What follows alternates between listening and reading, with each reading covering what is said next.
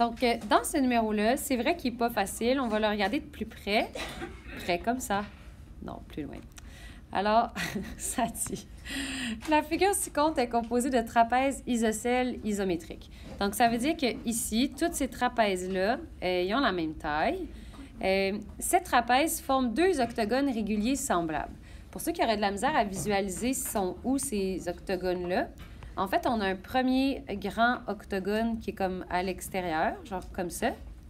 Puis ensuite, on a un plus petit octogone qui est au milieu. Puis, en fait, ce que ça dit, c'est que les deux octogones qui sont là sont semblables. On sait que le grand octogone, il y a une aire de 5000. Donc, ça, c'est celui que j'ai mis en rouge. Donc, celui-là, il y a une aire de 5000. Puis ensuite de ça, tu sais que le côté du petit octogone mesure 20 cm et son aire est de 3200. Et on cherche, dans le fond, la distance X qui est ici. La distance X qui est là, guys, faites attention, c'est pas l'apothème de aucun des polygones. C'est pas l'apothème du rouge.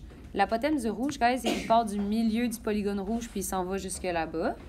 Et c'est pas non plus l'apothème du jaune, parce que l'apothème du jaune, il part du milieu puis il s'en va là-bas. Maintenant que ça, c'est clair, il y a deux façons de voir c'est quoi le segment qui est ici. La première façon de le voir, c'est de voir que c'est comme si c'était la hauteur de ce trapèze-là. Donc, le trapèze qui est ici, que je mets en bleu, tu pourrais voir que le segment qui est X ici, c'est sa hauteur. Sinon, ce que tu pourrais voir aussi, c'est que le segment X qui est ici, c'est la différence entre les deux apothèmes. Donc, je vais le clarifier ici. Donc, on pourrait voir que le segment X qui est là, c'est la différence entre l'apothème du rouge puis l'apothème du jaune. Donc, si tu faisais l'apothème du rouge moins l'apothème du jaune, tu pourrais obtenir le segment qui est là. Je vais commencer par montrer la méthode où est-ce qu'on compare les deux apothèmes. Puis ensuite, pour ceux qui voudraient, je vais montrer la méthode où est-ce qu'on trouverait la hauteur d'un trapèze. Les deux méthodes sont excellentes. Donc, la première méthode, ça va être d'aller comparer les deux apothèmes. Donc, aller comparer l'apothème du grand, puis de faire moins l'apothème du petit. Comme ça, on va trouver la mesure manquante qui est ici. Donc, pour ça, ce qu'on doit faire, c'est qu'on va aller trouver l'apothème du petit.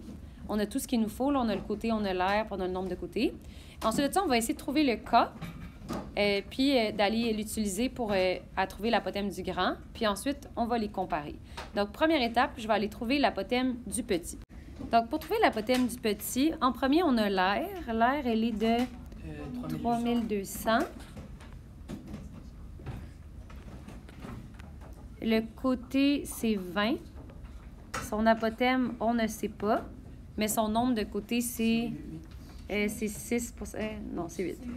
C'est 8 et on divise par 2. Donc, ce que vous allez faire maintenant ici, c'est faire le calcul au numérateur. Donc, faire 20 fois 8. Donc, maintenant, ce que vous devez faire, c'est 1600 divisé par 2. Ça va, 660 divisé par 2, ça va vous donner 80A. Puis, vous divisez par 80 des deux côtés. Donc, maintenant, ce que vous venez de trouver, en fait, c'est que l'apothème du petit est de 40. Donc, je suis allée le mettre là. Donc, tout ce qu'il nous reste à faire, mais ça va se faire quand même en plusieurs étapes, ça va être d'aller essayer de trouver l'apothème du grand qui est ici pour faire le grand moins le petit et trouver la mesure manquante qui est là. Pour trouver le grand apothème, ce qu'on a besoin de savoir, c'est savoir combien de fois le grand apothème il est plus grand que le petit. Pour savoir ça, il faudrait qu'on sache c'est quoi le rapport de similitude entre les deux octogones. Donc, on va aller voir qu'est-ce qu'on connaît dans les deux. Bien, en fait, la seule chose qu'on connaît sur le grand, c'est son aire. Donc, puisqu'on connaît son aire, on va pouvoir la comparer avec l'aire du petit.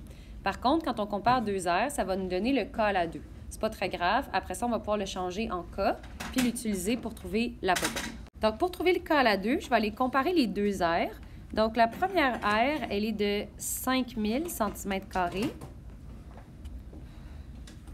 Puis la deuxième aire, elle est de 3200 cm². Puis on va aller voir, OK, le 5000, il est combien de fois plus grand que le 3200? Le K à la 2, vous avez deux choix. Ça donne un nombre à virgule vraiment laid. Ou si vous le changez en fraction, ça fait 25 16e, ce que je trouve pas mal plus beau. Mais si vous voulez vraiment le laisser en nombre à virgule, ça fait 1,5625. Donc ça veut dire que le grand octogone, il est 1,5625 fois plus grand que le petit ou il est 25 16e fois plus grand que le petit. Mais nous, ce n'est pas le K à la 2 qui va nous intéresser, c'est le K Parce que ce qu'on veut faire, c'est qu'on veut comparer deux mesures. Donc, on va devoir le changer. Donc, pour trouver le K, ce que vous devez faire, c'est la racine carrée de 25 16e. La racine carrée de 25 16e, c'est comme la racine carrée de 25 sur la racine carrée de 16. Ce que ça va donner, c'est 5 quarts.